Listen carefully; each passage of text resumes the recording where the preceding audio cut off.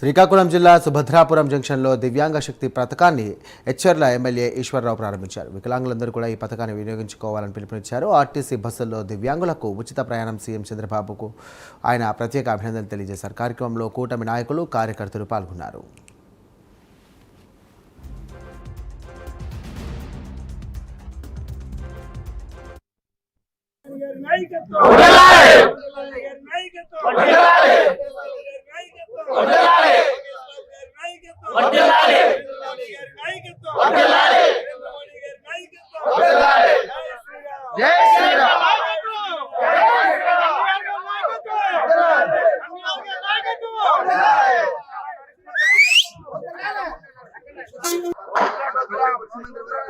చంద్రబాబు నాయుడు గారు ఇంద్రధనుస్సు అనే పేరుతో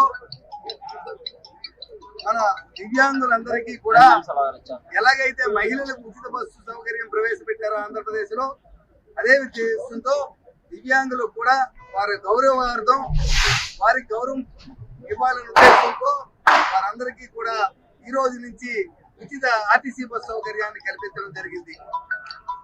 గత సంవత్సరం డిసెంబర్ 3వ తేదీన దివ్యాంగుల దినోత్సవం రోజున ఆయన ఈ నిర్ణయం తీసుకున్నారు. ఎన్నికల్లో ఇచ్చిన వాగ్దానం కాదు ఇది. కానీ దివ్యాంగులకు ఏ రకంగా అయితే మన ఎన్డీఏ ప్రభుత్వం అన్ని విధాల సహాయ సహకారాలు తీసుకుందో